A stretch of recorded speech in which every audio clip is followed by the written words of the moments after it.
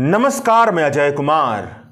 Article 370 को जिस तरीके से भाजपा सरकार ने हटाया, उस तरीके पर सुप्रीम कोर्ट ने सही का मुहर लगा दिया है।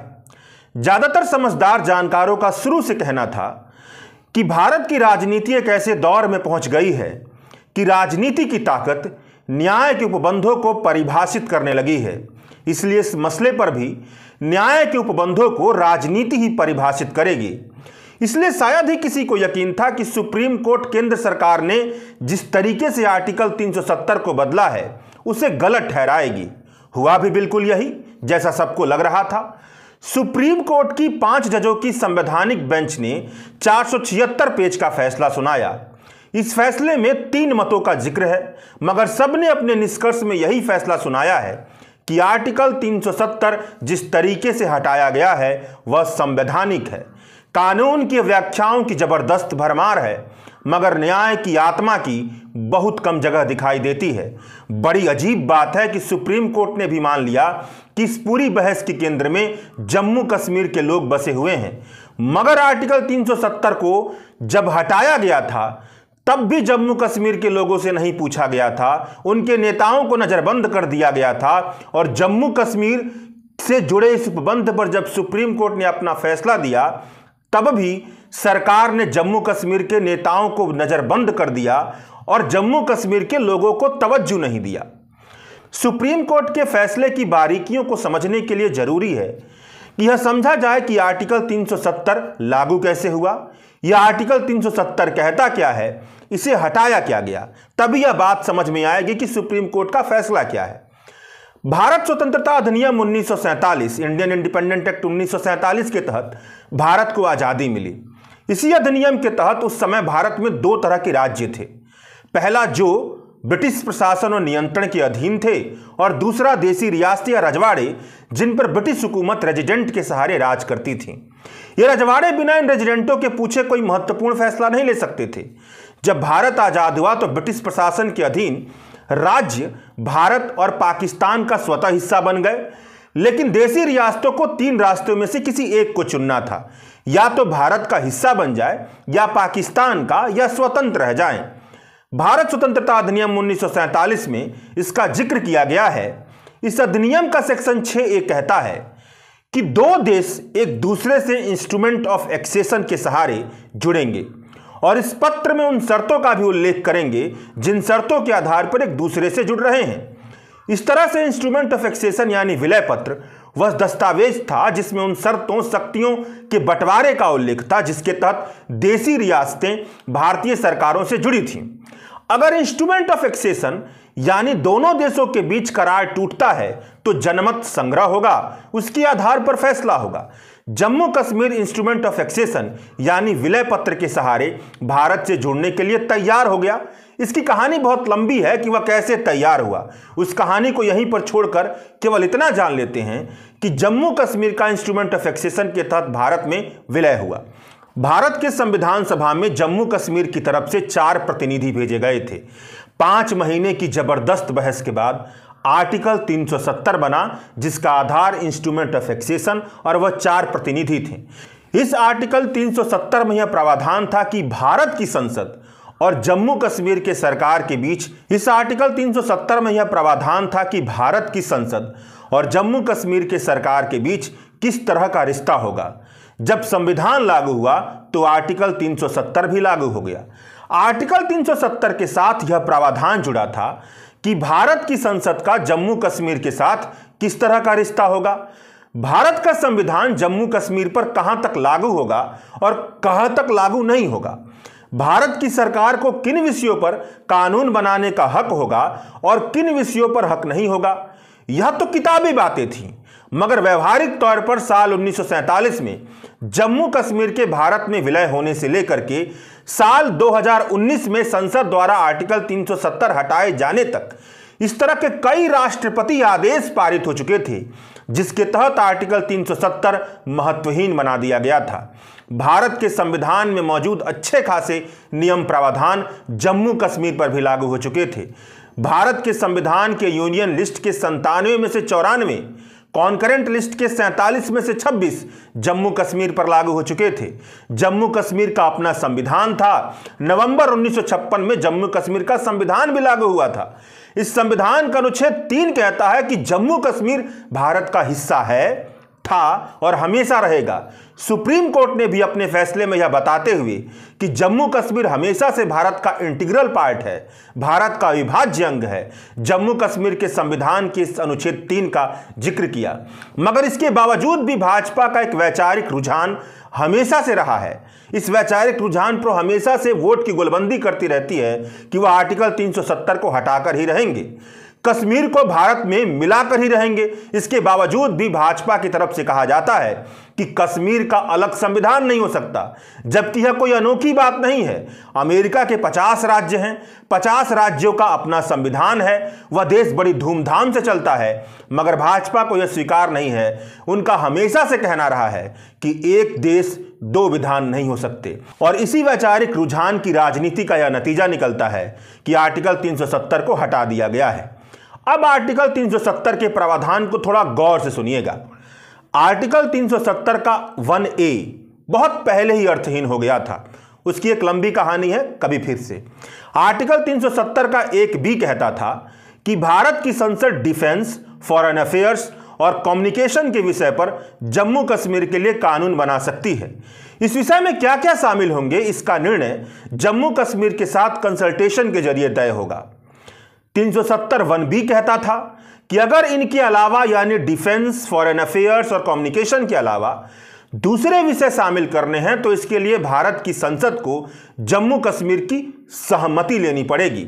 आर्टिकल 370 1C कहता था कि भारतीय संसद के 2 ही अनुच्छेद जम्मू कश्मीर पर अप्लाई होंगे, वह अनुच्छेद 1 और अनुच्छेद 370।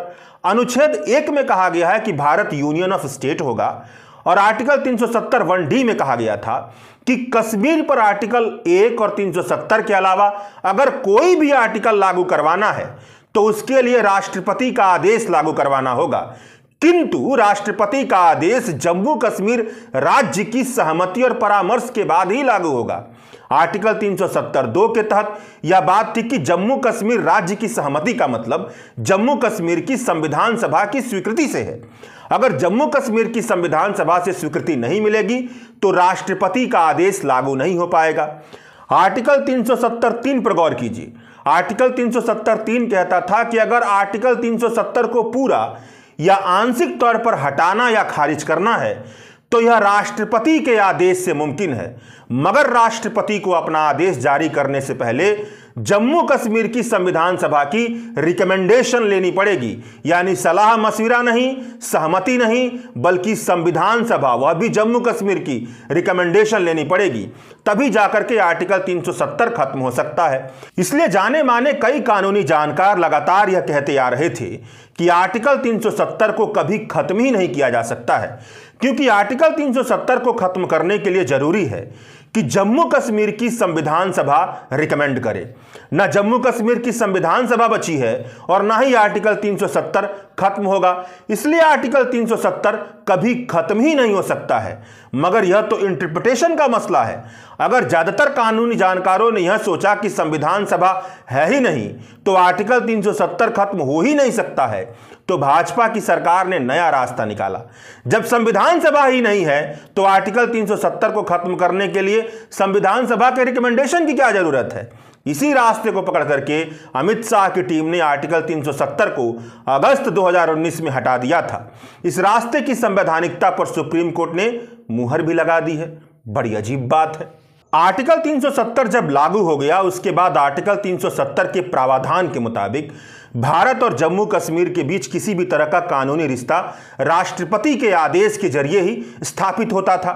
इसलिए साल 1952 के बाद जम्मू कश्मीर के लिए राष्ट्रपति का आदेश भी जारी होना शुरू हो गया। इसमें साल 1954 के राष्ट्रपति का आदेश बहुत महत्वपूर्ण है। इसमें यह बताया गया था कि भारत के संविधान के कौन से अनुच्छेद जम्मू कश्मीर पर लागू होंगे, भारत के संसद की कौन सी शक्तियां लागू होंगी। 1954 के आदेश के मुताबिक भारत के संविधान का बहुत ज्यादा हिस्सा जम्मू कश्मीर पर लागू ही कर दिया गया था। 1954 के राष्ट्रपति के आदेश के मुताबिक भारत के संविधान में अनुच्छेद 35A जोड़ा गया। भारत के संविधान का अनुच्छेद 35 कहता है कि मूल अधिकारों को लागू करवाने के लिए किसी कानून के बनाने की जरूरत होगी तो यह अनुच्छेद संसद को यह अधिकार देता है कि वह कानून बना करके मूल अधिकार लागू करवा सकता है। जैसे छुआछूत के मामले में मूल अधिकारों के तहत यह तो प्रावधान है कि किसी भी नागरिक के साथ छुआछूत नहीं होना चाहिए, मगर इसे लागू करने के लिए अगर कानून बनाने की जरूरत है तो उसे अनुच्छेद 35 के तहत पूरा किया जा सकता है। इस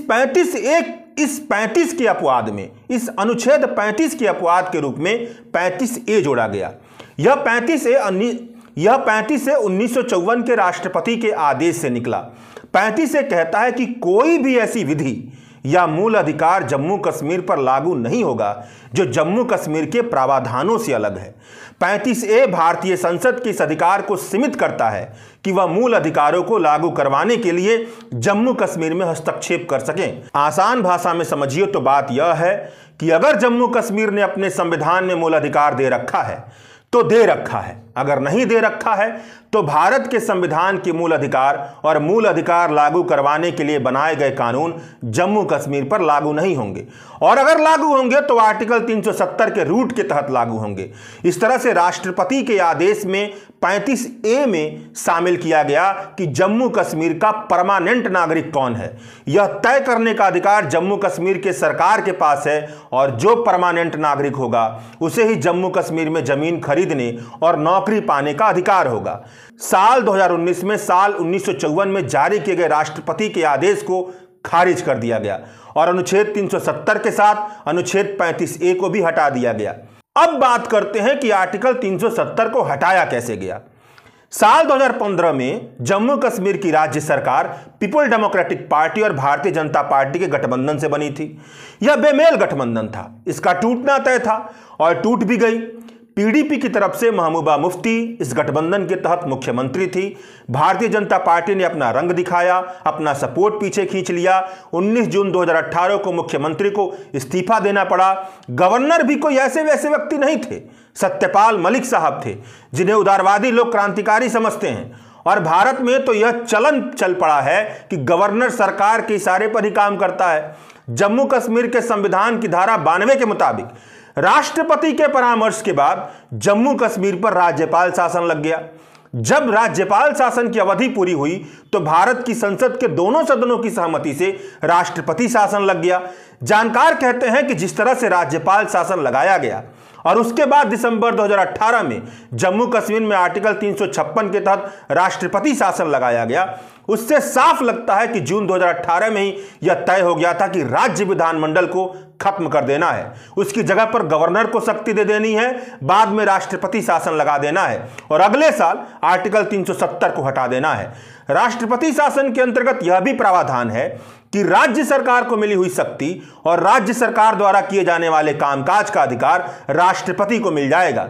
क्योंकि भारत की राष्ट्रपति की शक्ति भारत के संसद में निहित होती है, इसलिए राज्य के विधानमंडल की शक्ति संसद के अधीन इस्तेमाल की जाएगी। इस तरह से जम्मू कश्मीर राज्य की वैधानिक स्थिति आर्टिकल 370 हटाने से पहले इस तरीके से बदल दी गई थी कि आर्टिकल 370 को हटाने में जो भी अड़चन आए उसे दूर कर लिया जाए। क्योंकि साधारण सी बात है कि जम्मू कश्मीर की कोई भी सरकार या कोई भी विधानसभा आर्टिकल 370 को हटाने का रिकमेंडेशन नहीं करती, इसलिए राष्ट्रपति शासन के तहत आर्टिकल 370 हटाने से पहले भाजपा सरकार ने जम्मू कश्मीर विधानसभा की सारी शक्ति संसद को स्थानांतरित कर दी थी। इसके बाद 5 अगस्त 2019 का दिन आया। जम्मू कश्मीर में करीब 50,000 सैनिक तैनात कर दिए गए थे। इंटरनेट सस्पेंड कर दिया गया था। जम्मू कश्मीर के नेताओं सहित वह तमाम लोग जो लोगों को इकट्ठा कर विरोध कर सकते थे, उन सबको या तो हाउस अरेस्ट कर लिया गया था या जेल में डाल दिया गया था।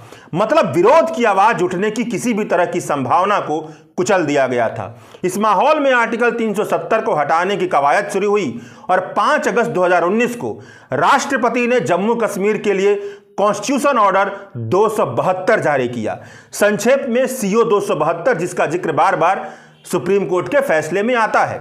इस ऑर्डर के मुताबिक राष्ट्रपति ने आर्टिकल 370(1) के तहत भारत के संविधान के सभी प्रावधान को जम्मू कश्मीर पर लागू कर दिया। साथ में आर्टिकल 367(4) जो कि भारत के संविधान में निहित शब्दों को परिभाषित करने का काम करता है, आर्टिकल 370(3) में लिखित संविधान सभा को हटाकर विधानसभा कर दिया। मतलब आर्टिकल 370 हटने के लिए जो अड़चन की बात कानूनी मामलों के जानकार लगातार कह रहे थे कि कश्मीर के संविधान सभा की रिकमेंडेशन कभी मिल ही नहीं सकती क्योंकि संविधान सभा भंग हो गई है, इसलिए आर्टिकल 370 कभी खत्म ही नहीं होगा। इस अड़चन को संविधान सभा की जगह विधानसभा रखकर हटा दिया गया। क्योंकि जम्मू कश्मीर राज्य में राष्ट्रपति शासन लगा हुआ था और आर्टिकल 356 के तहत आने वाले राष्ट्रपति शासन से भारत के संसद को विधानसभा की शक्तियां मिल जाती हैं, तो भारत की संसद ने जम्मू कश्मीर के विधानसभा की शक्तियों का इस्तेमाल किया और भारत की संसद में निहित राज्यसभा ने आर्टिकल 370(3) के तहत राष्ट्रपति को यह रिकमेंड किया कि आर्टिकल 370 के क्लॉज 1 को छोड़ करके सभी प्रावधानों को हटा दिया जाए। एक तरीके से आर्टिकल 370 को अर्थहीन बना दिया गया। राज्यसभा ने जम्मू कश्मीर रीऑर्गेनाइजेशन बिल भी पास किया। इस बिल के तहत जम्मू कश्मीर को 2 यूनियन टेरिटोरी में बांट दिया गया। एक जम्मू कश्मीर जिसके लिए विधानसभा होगी मगर वह यूनियन टेरिटोरी की तरह होगा, और दूसरा लद्दाख जो केवल यूनियन टेरिटोरी की तरह होगा मगर उसकी कोई विधानसभा नहीं होगी। यह लोकसभा से भी पारित हो गया। कई सारी याचिकाओं में तब्दील होकर के मामला सुप्रीम कोर्ट में पहुंचा। सितंबर महीने में 16 दिन इस मसले पर सुनवाई चली। सुप्रीम कोर्ट ने अपना फैसला सुरक्षित रख लिया था। अब जाकर के सुप्रीम कोर्ट की 5 जजों की बेंच ने फैसला सुनाया है। अब सुप्रीम कोर्ट के फैसले को समझ लीजिए। सुप्रीम कोर्ट ने अपने फैसले में कहा है कि राष्ट्रपति के आदेश के जरिए जम्मू कश्मीर को भारत में एकीकृत करने की प्रक्रिया साल 1957 से ही शुरू हो गई थी। आर्टिकल 370 को हटाए जाने के बाद भारत में एकीकृत करने की प्रक्रिया पूरी हो गई है। जम्मू कश्मीर की कोई अपनी स्वतंत्र संप्रभुता नहीं है। जब विलय पत्र के जरिए जम्मू कश्मीर का भारत में विलय हुआ तभी उसकी संप्रभुता चली गई। 25 नवंबर 1949 को भारत का संविधान लागू हुआ। उसके बाद से जिस तरीके से आंतरिक संप्रभुता भारत के दूसरे राज्य को मिली हुई है उससे कोई अलग संप्रभुता जम्मू कश्मीर को नहीं मिली हुई है। याचिकाकर्ताओं ने जब तक आर्टिकल 370 को हटाया नहीं गया तब तक राज्यपाल शासन और राष्ट्रपति शासन को चुनौती नहीं दी थी। जम्मू कश्मीर के राज्यपाल शासन और राष्ट्रपति शासन को चुनौती नहीं दी थी। इसलिए अगर वह राज्यपाल शासन और राष्ट्रपति शासन के बाद मिली शक्तियों के तहत उठाए गए कदमों की चुनौती देते हुए राज्यपाल शासन राष्ट्रपति शासन को चुनौती दे रहे हैं तो उस चुनौती को स्वीकार नहीं किया जा सकता है। जम्मू कश्मीर की संविधान सभा के रिकमेंडेशन के मसले पर सुप्रीम कोर्ट ने कहा कि जैसे ही जम्मू कश्मीर की संविधान सभा भंग हो गई वैसे ही संविधान सभा के तहत रिकमेंडेशन करने की शक्ति से जुड़ा प्रावधान भी खत्म हो गया। मतलब जम्मू कश्मीर की संविधान सभा के भंग होने के बाद आर्टिकल 370(3) के तहत जम्मू कश्मीर के संविधान सभा के रिकमेंडेशन का कोई महत्व नहीं रह जाता है, केवल राष्ट्रपति के आदेश जारी करने का महत्व रह जाता है। जम्मू कश्मीर रीऑर्गेनाइजेशन बिल को लेकर के सवाल उठा था, यानी जम्मू कश्मीर के बंटवारे को लेकर के सवाल उठा था कि संविधान के आर्टिकल 3 के तहत अगर संसद किसी राज्य की सीमा, क्षेत्रफल या नाम में बदलाव करना चाहती है तो उसके लिए संसद को राज्य के विधानसभा से सहमति लेनी पड़ेगी। अगर सहमति नहीं मिलती है तो संसद बदलाव नहीं कर सकती।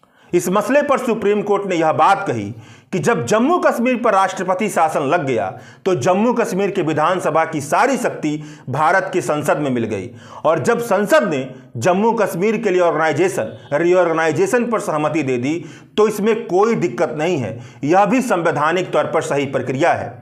द हिंदू अखबार ने अपने संपादकीय में इस पूरे मसले पर लिखा है कि संघीय सिद्धांतों पर सबसे प्रबल हमला सुप्रीम कोर्ट का यह अचेतन निष्कर्ष है कि जब एक राज्य राष्ट्रपति शासन के अधीन है तो संसद राज्य विधायिका की ओर से किसी भी तरह का काम कर सकती है, भले ही वह ऐसा काम क्यों ना हो जिसके मुताबिक राज्य के चरित्र में बदलाव का ऐसा कदम उठाया गया जो कदम कभी नहीं उठाया जा सकता था, जिसकी इजाजत न राज्य की जनता देती न राज्य की चुनी गई विधानसभा।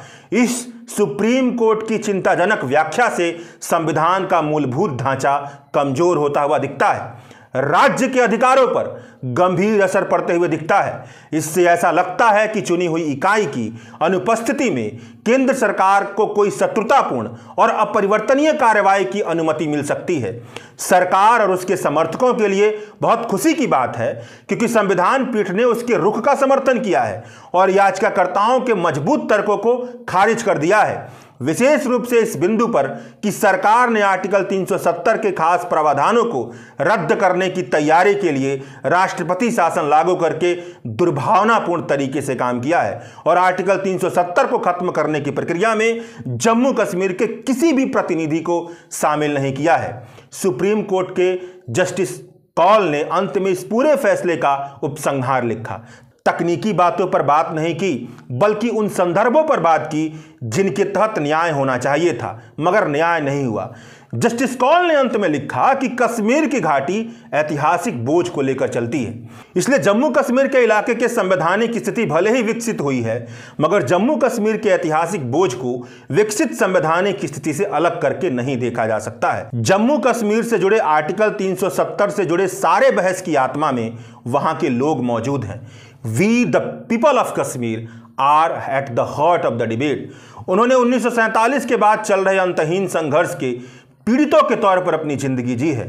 आगे बढ़ने के लिए घाव पर मरहम लगाना जरूरी है।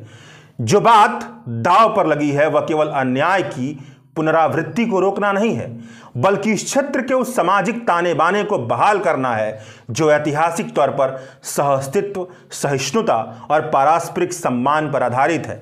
इस बात पर ध्यान देना चाहिए कि साल 1947 में भारत के विभाजन से भी जम्मू कश्मीर की सांप्रदायिक और सामाजिक सद्भाव पर कोई असर नहीं पड़ा था। महात्मा गांधी ने इसीलिए कहा था कि कश्मीर मानवता के लिए आशा की किरण है। इस दिशा में पहला कदम यह होगा कि यह सामूहिक समझ हासिल की जाए कि इस इलाके के लोगों के खिलाफ स्टेट और नॉन स्टेट एक्टर्स ने कई तरह के मानवाधिकार उल्लंघन किए हैं। ऐसे कई रिपोर्ट हैं जो यहां के मानवाधिकार के उल्लंघन को सालों से दर्ज करते आई हैं। अपने फैसले में जस्टिस एस.के. कौल ने एक ट्रुथ एंड रिकंसिलिएशन समिति बनाने की सिफारिश की है। यह कम से कम 1980 के बाद के मानवाधिकार उल्लंघनों के मामलों की जांच और सुलह के उपायों की सिफारिश करेगी। जज ने कहा, यादें धुंधली होने से पहले आयोग का गठन किया जाना चाहिए। यह प्रक्रिया समयबद्ध होनी चाहिए। शुक्रिया। द वायर के और वीडियोस देखने के लिए सब्सक्राइब करें और बेल आइकन पर क्लिक करें। स्वतंत्र पत्रकारिता की आर्थिक मदद करने के लिए डिस्क्रिप्शन में दिए गए लिंक पर जाएं और अपनी राशि चुनें।